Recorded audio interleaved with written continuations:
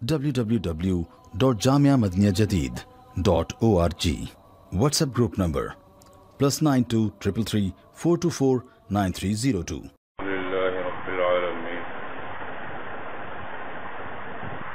والصلاة والسلام على خير خلقه سيدنا ومولانا محمد وآله وأصحابه أجمعين. أما بعد،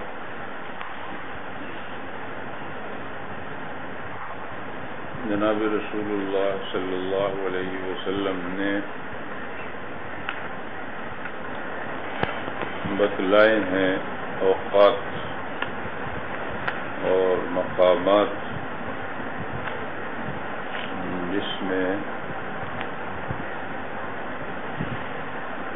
ایسے مقامات کے جہاں دعا قبول ہوتی ہے وہ بھی بتلائے،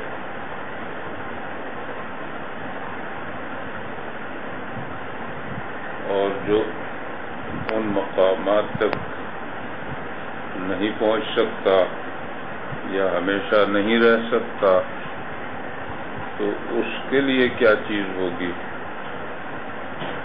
اس کے لیے رسول کریم علیہ الصلاۃ والتسلیم نے اوقات بتائے کہ ان اوقات میں یہ عبادت کی جائے تو اتنا ثواب ہے،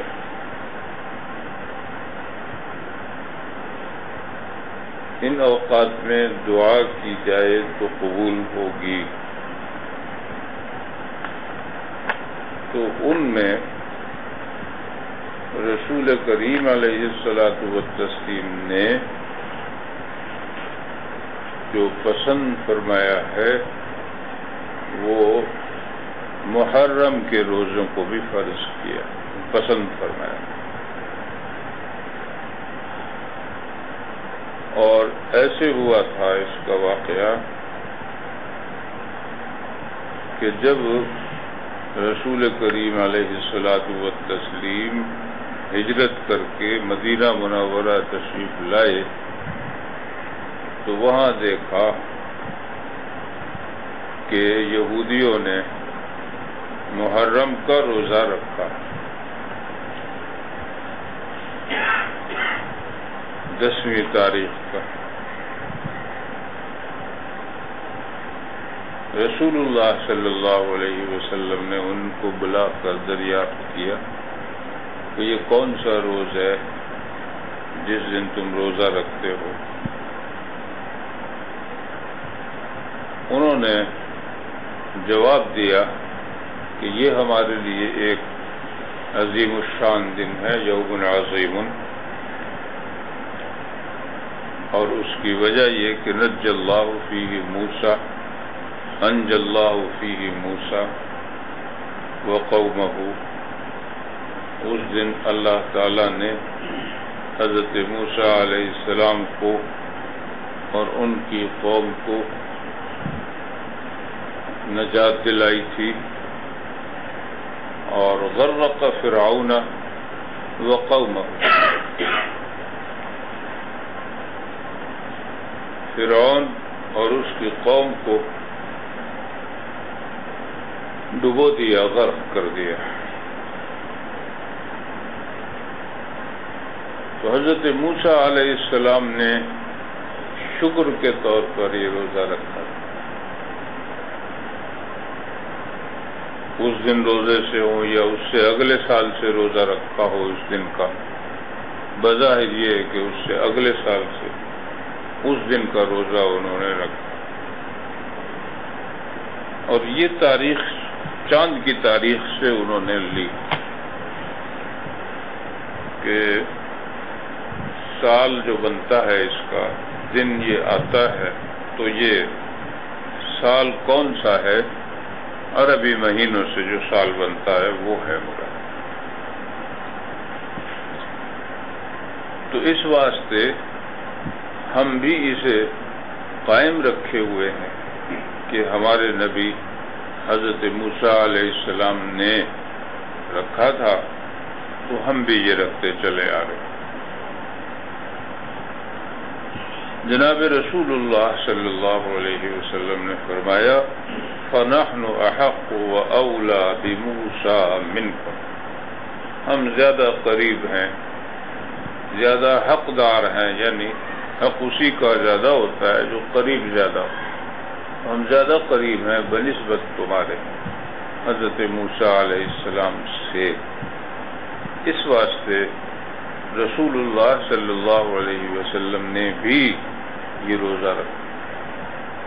وہ تو حضرت موسیٰ علیہ السلام کو ماننے کے دعوے دار تھے، فقط ان کی تعلیمات پر عمل پیرا نہیں تھے، لیکن مسلمان تو ان کی تعلیمات پر عمل پیرا ہے۔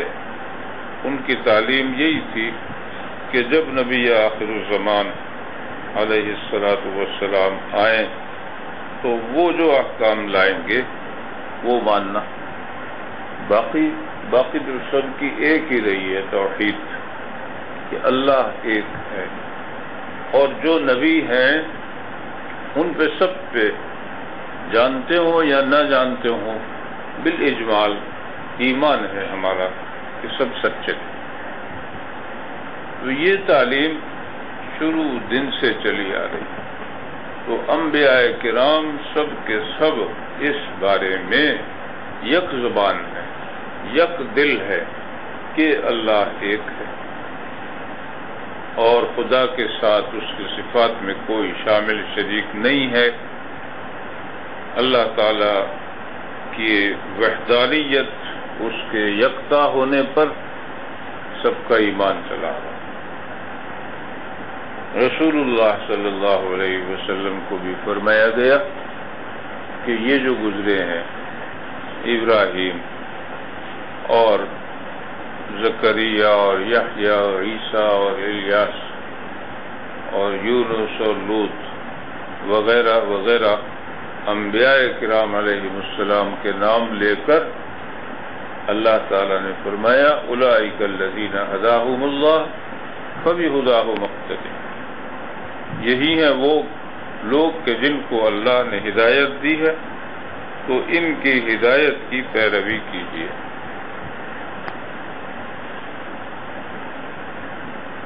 تو ہدایت جو دی تھی وہ کیا تھی؟ وہ یہی تھی۔ ایسے ہی اتبع ملت ابراہیم علیہ السلام کی مذہب کی پیروی کرو، ملت کی پیروی کرو۔ ان کی ملت میں کیا چیز تھی جس کی پیروی اب مقصود ہے؟ احکام تو تھے نہیں، بہت تھوڑے احکام تھے۔ صحف ابراہیم و موسیٰ، حضرت موسیٰ علیہ السلام کے صحیفے تورات دی گئی، احکام اس میں سخت تھے مگر پورے نہیں تھے، کچھ تھے، جو تھے وہ سخت تھے۔ ابراہیم علیہ السلام کے چند صحیفے تھے، ان میں احکام بہت تھوڑے تھے، تو ان کی تو پیروی کو نہیں فرمایا گیا۔ احکام تو بہت زیادہ اب دیے گئے جن میں وہ سب شامل ہیں جو ان کے تھے، اور جو لوگوں نے غلطیاں اس میں بڑھا دی تھی، ایجادات بڑھا دی تھی، بدعات بڑھا دی تھی، وہ اسلام نے بتلا دی اور ہٹا دی وہ سب۔ تو جس مذہب کی پیروی کا مقصود ہے، پیروی کا حکم، وہ تو توحید ہے اور رسالت پر ایمان ہے، یہ ہے ملت ابراہیم۔ ایک جگہ ارشاد ہے انا اوحینا الیک کما اوحینا الی نوح والنبیین من بعدہ، ہم نے ایسے وحی کی ہے آپ پر جیسے نوح علیہ السلام پر کی، اور ان کے بعد جو نبی اور آئے۔ وہ نبی کتنے ہیں، کون سی قومیں ہیں، ان کو بتایا نہیں گیا۔ منہم من قصصنا علیک ومنہم من لم نقصص علیک، کچھ تو ایسے ہیں جنہیں ہم نے بیان کیا ہے، کچھ ایسے ہیں جو ہم نے نہیں بتلائے۔ قرآن پاک میں ہی آتا ہے وعادم وثمود والذین من بعدہم، عاد اور سمود اور جو ان کے بعد تھے، لا یعلمہم الا اللہ، ان کو خدا کے سوا کوئی جانتا ہی نہیں، تاریخ میں ان کے نام ہی نہیں ہے، پتہ ہی نہیں ہے انہیں، قومیں کی قومیں ایسی، تو ان میں جو انبیاء کرام گزرے انہیں کوئی نہیں جانتا۔ تو اللہ تعالیٰ نے فرمایا کہ اوحینا الی نوح والنبیین من بعدہ، اور جو انبیاء کرام ان کے بعد گزرے ان پر وحی ہم نے کی، جیسے ان پر کی ویسے تم پر کی وحی۔ تو سب کی وحی ایک توحید کے بارے میں، اقرار رسالت، تصدیق رسالت کے بارے میں، باقی احکام تو یہ تھے کہ پہلے تھوڑے ہوا کرتے تھے، بعد میں بڑھتے چلے گئے، حتیٰ کہ جناب رسول اللہ صلی اللہ علیہ وسلم کے دور میں علمی چیزیں بہت زیادہ آ گئیں، اتنی کہ جتنی دنیا کو ترقی ہو کر پہنچنا تھا اتنی آ گئی۔ تو رسول اللہ صلی اللہ علیہ وسلم نے فرمایا کہ ہم حضرت موسیٰ علیہ السلام کے زیادہ قریب ہیں، ہم زیادہ حق رکھتے ہیں کہ ان کی پیروی کریں یا ان کو جس چیز سے خوشی ہوئی تھی اس پر ہم خوش ہوں، ہمیں زیادہ حق۔ تو پھر آپ نے روزہ رکھا۔ اسلام میں شروع میں تو روزے فرض کیے گئے تھے ایام بیض کے، ہر مہینے میں 3 دن، 13، 14، 15 یہ فرض تھے۔ جب رمضان آ گیا تو پھر یہ فرض منسوخ ہو گیا، اب جو چاہے وہ رکھے روزے ہر مہینے، چاہے نہ رکھے۔ اس طرح 36 روزے بن جاتے ہیں، اور ہر نیکی کا 10 گنا بدلہ ہوتا ہے۔ ہر مہینے میں 3 روزے ہو گئے، گویا مہینہ بھر روزہ ہو گیا۔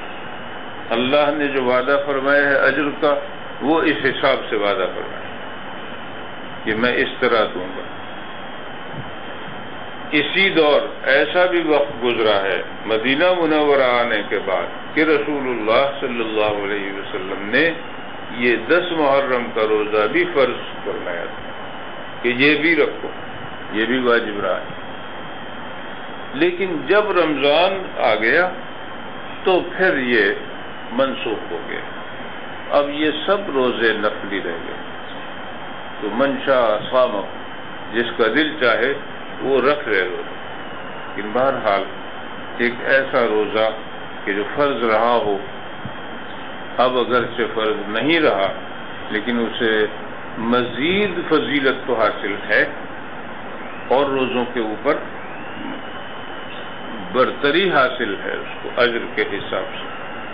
تو آقا نامدار صلی اللہ علیہ وسلم نے یہ فرمایا تھا کہ اگر ہم آئندہ رکھیں گے روزے، جس سال رسول اللہ صلی اللہ علیہ وسلم دنیا سے رخصت ہو گئے اس کے بعد، اس میں فرمایا تھا کہ آئندہ سے اگر ہم روزے رکھیں گے تو اس کے ساتھ ایک اور ملا لیں گے، تاکہ یہودیوں کی عبادت سے ہماری عبادت میں فرق ہو جائے۔ وہ رکھتے تھے ایک ہی دن کا، تو مسلمان فرمایا کہ وہ رکھیں 2 دن کا، 9، 10 یا 10، 11۔ یہ دن مبارک شمار ہوتا آیا، حتیٰ کہ اس میں حضرت حسین رضی اللہ عنہ کی شہادت کا واقعہ پیش آیا، تو اس کے بعد سے پھر اس دن کو دوسرے تذکرے کی وجہ سے اس کی فضیلت ذہنوں سے ختم ہو گئی، ورنہ حقیقتاً تو یہ جو آتا ہے حدیثوں میں وہ محض اس کی تمام فضائل ہی فضائل، کچھ دواؤں کے طور پر بھی مفید سمجھا گیا ہے۔ سرما لگانا اس میں کہتے ہیں، سرما لگائے اس دن میں تو آنکھیں دکھنے نہیں آتی سال بھر۔ محفوظ رہے گا آنکھوں کی بیماری سے۔ اسی طرح سے جو اس دن کھانا وغیرہ بہتر پکائے اپنے گھر والوں ہی کے لیے، تو اللہ تعالی رزق میں برکت عطا فرماتے ہیں، سال بھر اس کی برکات چلتی رہیں گی۔ یہ بہت آسان عمل ہیں اور ثواب بہت زیادہ ہے، ان میں فوائد بہت زیادہ ہیں۔ جناب رسول اللہ صلی اللہ علیہ وسلم نے اوقات بتا دیے، طریقے بتا دیے، فوائد بتا دیے۔ اللہ تعالی ہم سب کو اعمال صالحہ کی توفیق عطا فرمائے اور اپنی بارگاہ میں قبولیت سے نوازے۔